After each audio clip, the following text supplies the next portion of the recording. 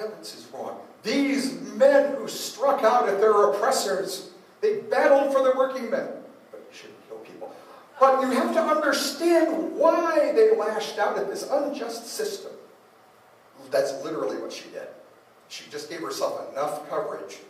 And she had a thing about talking, oh, these handsome men, these rugged men, these manly men of action. It was just like, I think we get the idea. She really lauded direct action, however you did it, she really didn't have a problem with it. But she recognized she could go to jail if she wasn't careful. May 6, 1901, she runs into Leon Czolgosz. She comes to Cleveland and gives a speech that really her people that traveled with her said was, eh. Even Emma said, eh. After 210 days a year, you're going to have a few clunkers. Leon Czolgosz was enthralled. He asked her for book recommendations. And she was impressed with him too. Leon was a handsome man. He was strong, he was rugged, he was direct, he was well read. If you spoke to him, you wouldn't think he was just a 16-year-old who dropped out of school. And she would remember him quite well. And he remembered her and would constantly talk about how much she inspired him.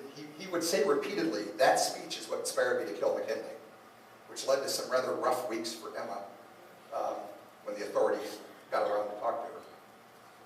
He started going around talking to people.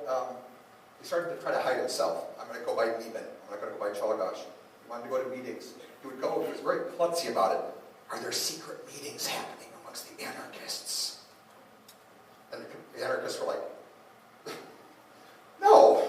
It's like, why would there? No. You must be the worst undercover cop ever. No, we're not telling you anything. But he wanted to meet her again. And he asked a lot about Gaetano Bresci, the man who killed King Umberto. That seemed to have been an inspiration. That happened again in 1900. He would talk with Emil Schilling, the local Cleveland anarchist. He started talking to him. And he finally saw him in August of 1900, August of 1901. He said, I'm tired of life. I'm tired of my stepmother. And where can I find Emma? She's in Chicago. The family gave him $70. He said, I need it. He wanted $400 because that's what he chipped into the farm. He didn't get it. But he was happy with $70. He told Waldeck Hedlick with seeing what he said to Schilling, I feel like I'm dried up, a tree that is dying, and I have to go. He told different stories to different members of his family about where he was going. He met with Goldman and Abraham Isaac, and Abraham Isaac couldn't stand him. He saw there was something wrong with him. He actually was one of the few anarchists who really had insight into him. He asked Isaac for money.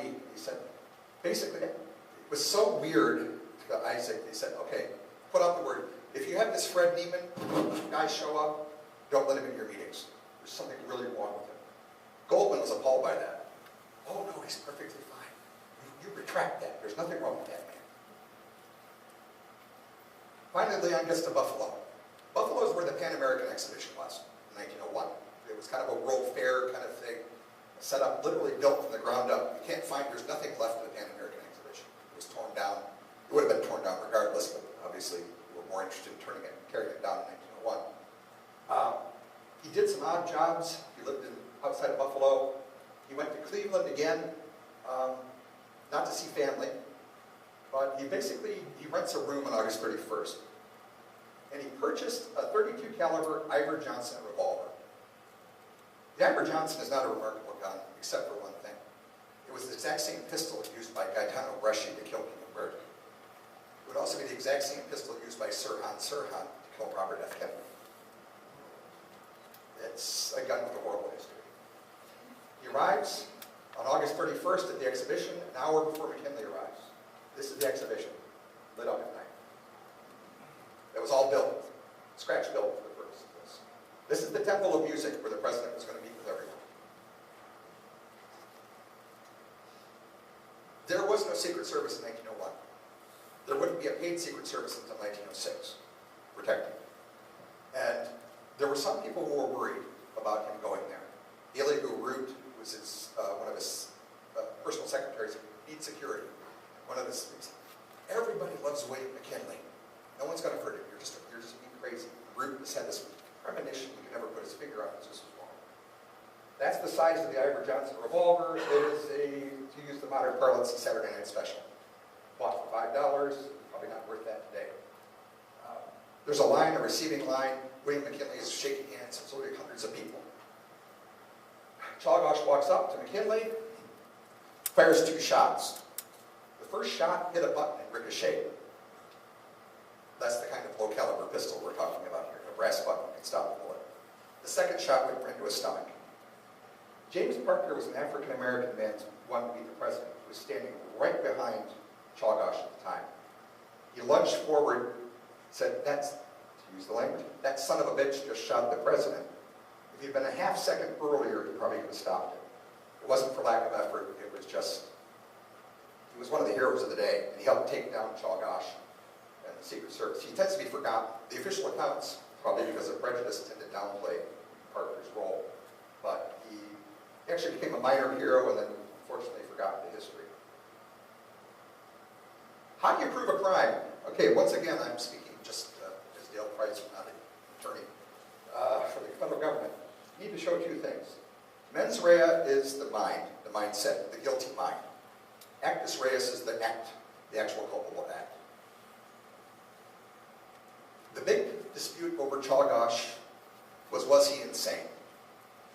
And the insanity offense was born in 1844 in a case involving a Scotsman who claimed that the British Tory party was hunting him down and planting plots and persecuting him and destroying his peace of mind.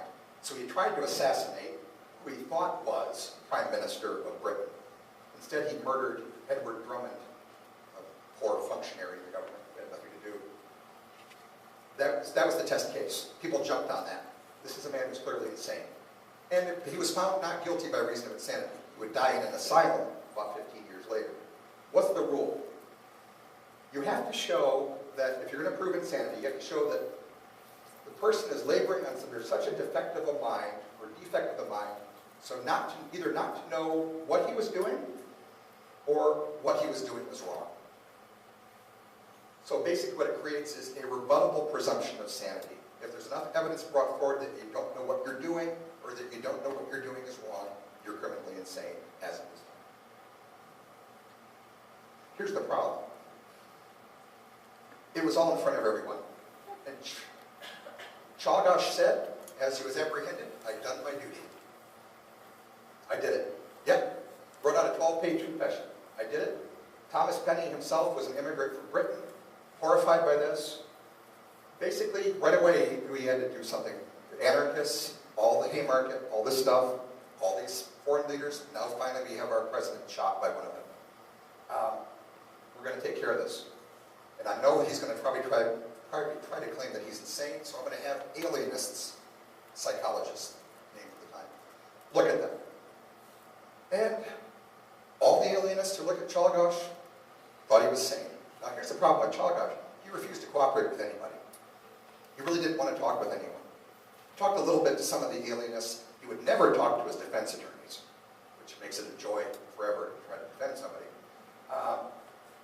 But Czolgosz vanishes for 3 days, and he was probably tortured.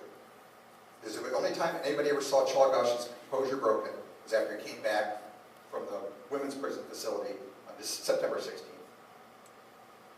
And at the time, that's what you did.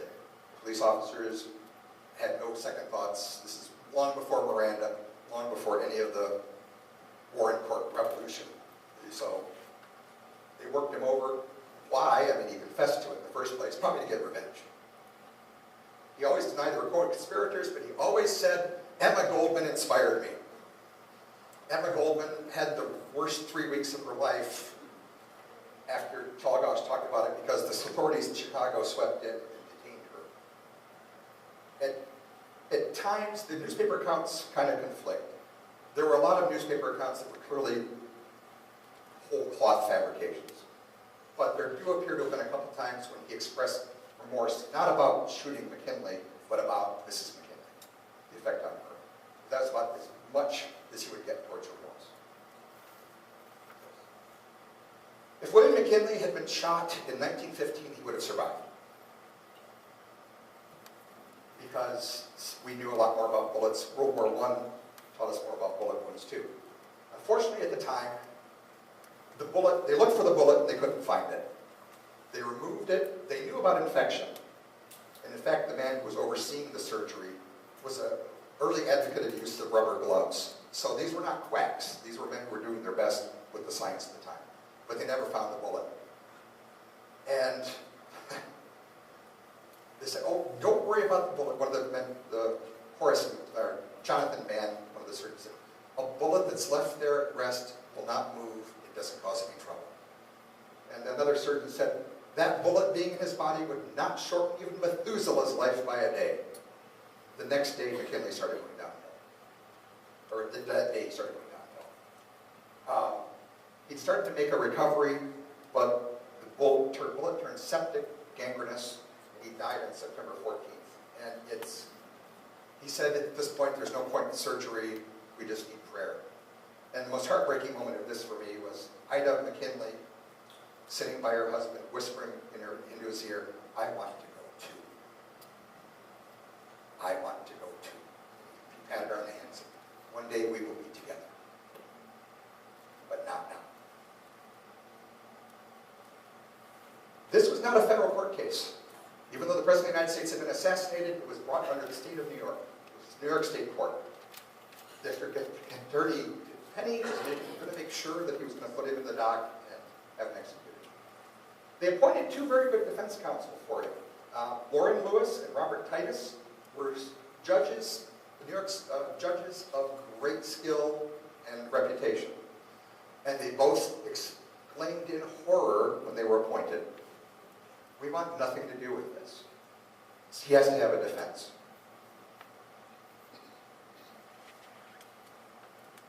They had one expert. They brought in Carlos McDonald, another veteran of the Civil War, and one of the early men who was very favorable to insanity defenses. He examined Czolgosz, and even by his most generous definition, this man's sane. He knew what he did. He's not crazy. So they were left with nothing. They wanted to put on an insanity defense, and they couldn't. But the jury was actually, at least in terms of being a cross-section of the community, was pretty good. The problem was, all 12 of them said, yeah, I do have prejudice against Czolgosz for what he did. What they did was, well, if you had reasonable evidence that could convince you otherwise, would you find in his favor? Oh yeah, I could do that. But, you know, to tell you how ready the jury was to convict, deliberations lasted 25 minutes. Nobody got out of the courtroom nobody got out of the courthouse before the jury came back. And speaking from personal experience, whenever the jury comes back fast, you're not going to have a good day as a plaintiff or defense. Criminal defendant. The trial, it's hard to say that the defense counsel did a bad job. But I'll tell you what they did. They walked up, both of them walked up, opening the argument. We don't want to be here. We recognize what a horrible crime has happened. We do not wish to be associated with this horrible crime, but we have a duty to provide counsel. Now, understandably, you could take from that, oh my word, this is just an absolute travesty. But Lauren Lewis, the first judge, his defense counsel, actually did as good a job as you could with the evidence. He threw about every lawyer debater trick in the book. And he actually started getting them, even though he couldn't put on an insanity defense, in his closing argument, he made the best argument for an insanity defense he could. And he played on the sympathy. We all love McKinley, but it's actually a smart move, because you don't want to seem, you have to acknowledge the elephant in the room. So really, Lewis himself did as good a job as you could hope for. And he actually started making Penny sweat a little bit, because Penny had to stand up and say, okay, had to really tick off why you can't call for, you know, he really had to work in his own closing argument. There was a battle over jury instructions, which is what the whole, trust me as an attorney, if you get bad jury instructions, you lose. It doesn't matter. Czolgosz, everybody saw it happen. It's not like there was a mystery what happened. So, 25 minutes later, found guilty, 12 days later, about 5 days later after the trial, sentenced to death. This is the last picture of Leon Czolgosz. after he returned from the women's prison, he was always very fastidious about his appearance. And the fact that his hair was rumpled probably suggests the stress he was under. Again, that was the only time he was ever seen. It was probably the post-torture effect.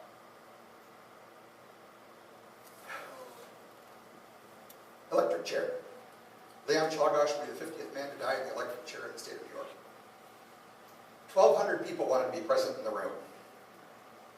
It was, one man offered to buy his brain.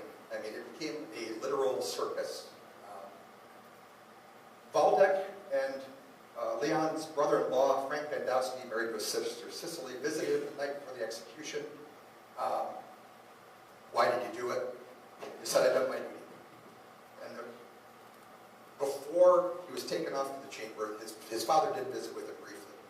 And that was it was the only other time he sort of broke down. He felt shame. He didn't say it, but he could tell that he was upset about how it had affected Paul. He refused to see priests on and off. Finally, he finally grudgingly let one come in, and the Polish priest kind of came in, they talked. That was it. There was not like a confession or anything like that. Warren Mead, the warden of the facility, thought it was noteworthy that when he came in and said good morning on the day of the execution, that Leon seemed a little surly in response. So what are you doing today? I mean, I don't know why you would expect that, but Warren Mead thought that was important. He did make one statement. I shot the president because I thought it would help the working people and for the sake of the common people. I'm not sorry for my crime. That is all I have to say. And then shortly after the political statement, he said, I'm awfully sorry I did not see my father. That was the thing. It was quick, a 3-minute execution, which, given the electric chair at the time, was probably merciful enough. There was a search. They found chancroids on his body, which has led some people to say it was syphilis. It seems to have been unrelated to some other condition. The body was dissolved in acid by Thomas Penny on his orders. They refused to let Waldeck pick up the body, to even see it. All of Leon's possessions were burned, and the 12-page confession he wrote out was destroyed by Penny. Why is not clear. I mean, it doesn't seem to be any chicanery. I think it was an effort to kind of read Czolgosz out of history. I think Penny thought himself as the avenger of William McKinley, and he was going to just exterminate Leon Czolgosz from historical memory. There was a huge sweep and crackdown on anarchists after the assassination. Some mob violence happened. Fortunately for the Czolgosz family themselves, they had a rough day where they fled the house. But really, they were not targeted. They moved back in. They ran the saloon. People seemed to make a nice distinction between the Czolgosz family and Leon.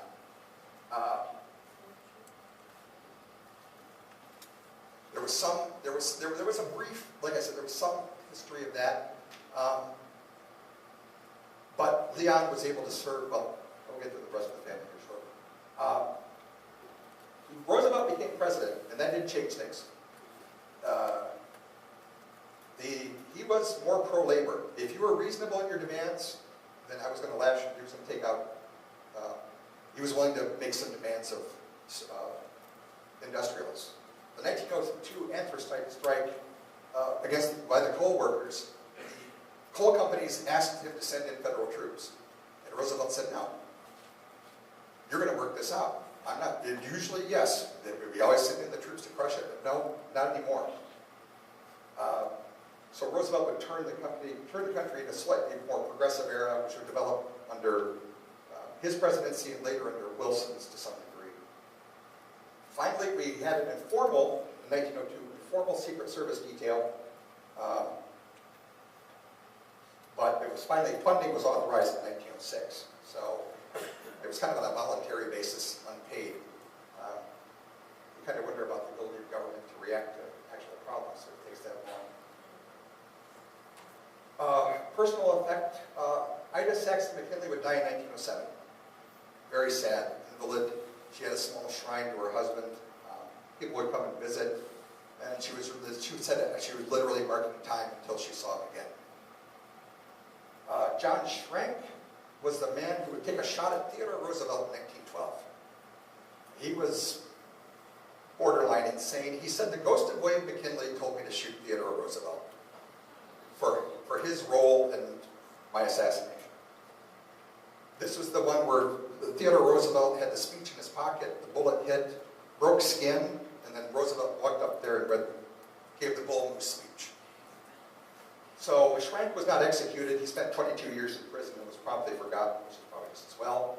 Emma Goldman would eventually be deported from the United States to Canada in the Red Scares in 1918. She stayed in Canada because that way friends from America could come and visit her.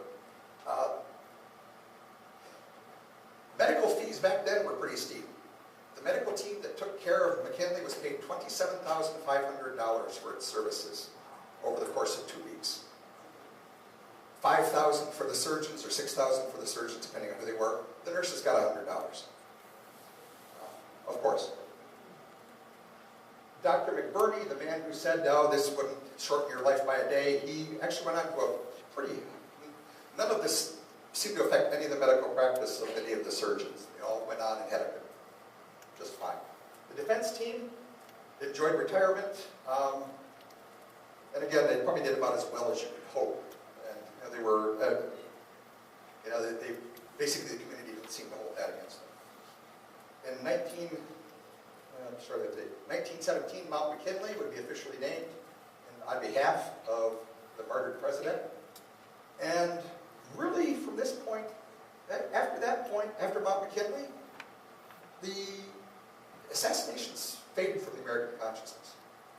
I mean, there would be the attempt on FDR. 1934, obviously John F. Kennedy's horrific assassination. But the Czolgosz one really seems to be more along the lines of what happened with Charles Guiteau when Garfield was killed. It really it shocked people at the time, but for whatever reason it vanished. Probably because that era itself was kind of vanished.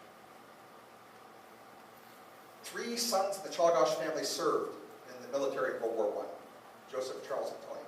Tony tragically died in the New Year's Are Gone campaign in 1918, the bloodiest battle in American history. Paul lived into his 90s with Sicily and got a survivor's pension for Tony. Waldeck himself lived to be about 67 and died in 1933. And the said denouement of the immediate family.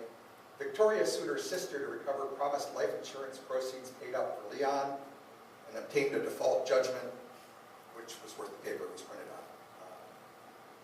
And it kind of ended, that was kind of the last note on that.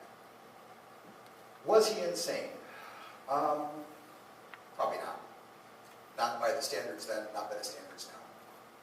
The two men who did the two men who argued he was were 2 alienists at the time. Great men, actually. Walter Channing and C. Vernon Briggs. And they both argued that he was insane for 2 different reasons. One, Channing said that Czolgosz was insane because he believed that William McKinley was an enemy of the people.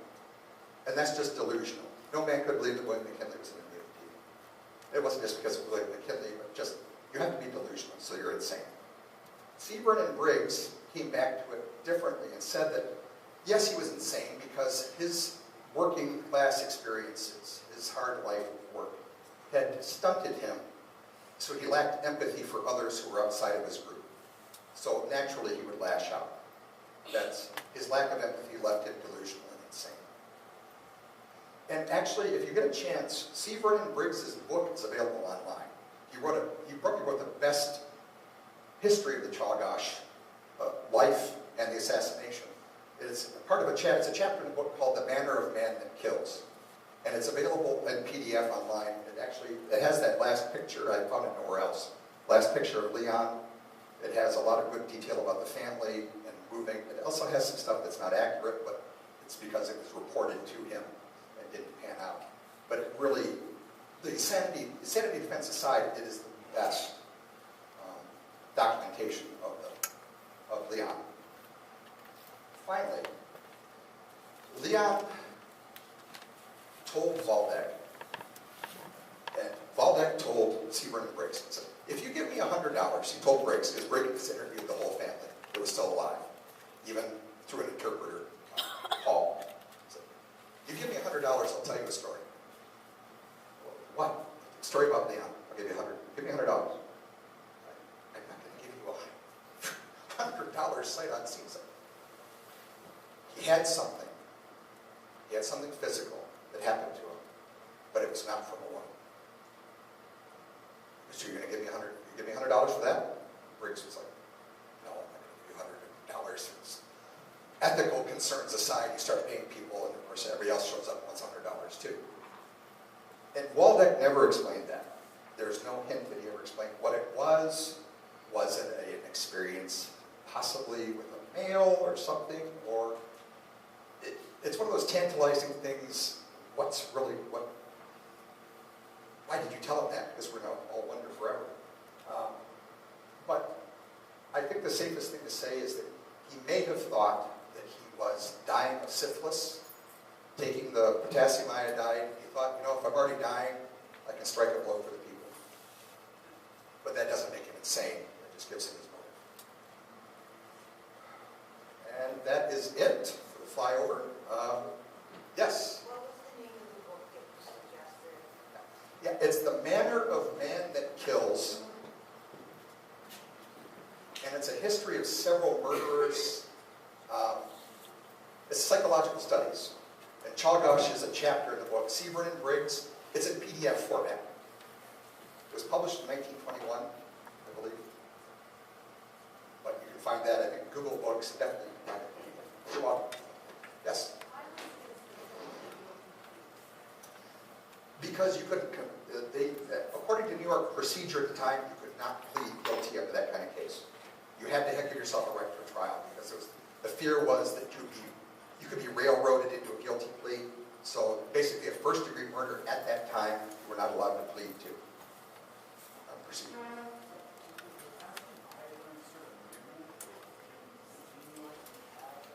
Yes, it gave you the symptoms, like a runny nose, coughing. So it gives you some of the secondary symptoms of syphilis without actually, yeah. Yes, sir. What was his relationship with the person that owned the bar on the north side? That's hard to find. Well, what was the relationship with the person who owned the bar on the north side? Up here, you mean? I don't know, actually. It was through the father. Through his father was a brother. So it was like a great uncle. Right, he followed his family up here, so I'm not sure about the ownership. I kind of focus more on Paul's property ownership. So I know there are a lot of the cousins in the family kind of stayed up here when they left to Pennsylvania and Cleveland.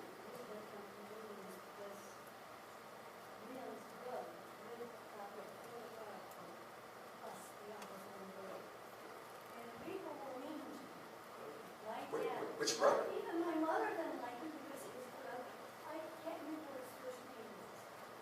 Oh, wow, yeah, it was old. Really? But he said it for me. That was his brother. But you said everybody kind of forgot. Well, no, I meant that the violence, the threats of direct violence, like mob violence, was not taken. My mother didn't want my dad home. My grandmother was not too far away from us. My dad said home to his mother. And my dad, I came home and so my dad said, don't tell mom because then mom will get mad. Mom said, mom. And he said, but you take food to the children. He said, send us even money. I can't remember. And he's not that bad. It's not older than my dad. I was 5 or 6. I think it was 5. Yeah, because the youngest of them. My grandma, I was 85, but my grandma died when I was 5 and a half. And I couldn't see my grandma, so, all I remember is some days I sleep in the car, sun is in the clock, because it's a classic, the woods. So that's up here. That was, I don't know what year ago it is. No, unfortunately not. Between Rogers City and Oakland. Oh, okay. Down in there. And he had a small little house. He had a garden place and, and I'm just old. But, and my dad felt sorry for him. And then my mom said, you feel sorry for his brother's murderer. My dad said, it doesn't mean he is. His murder. Wow. And my dad told me, he says, never judge people. I mean, I remember that. But don't make them wear the stain of it, sure.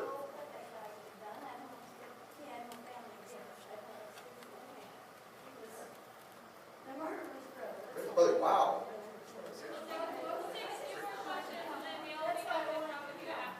Yeah, sure. Joseph Czolgosz's car across the river was the first cousin to Leon. Okay, Joseph Czolgosz, first cousin. Okay. Yes. It's Hamtramck. It's off of I-75, and most of it was destroyed when GM developed the Old Town plant, unfortunately. Acquired the property, but yes. It ran a long way down towards, the Polish neighborhoods really ran all the way down there too. It's more than that. Well, thank you, Dale, very much.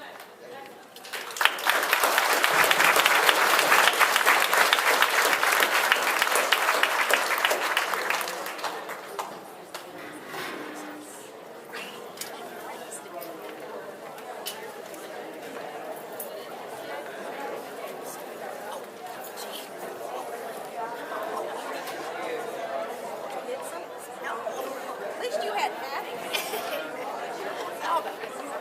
Oops, we better watch this.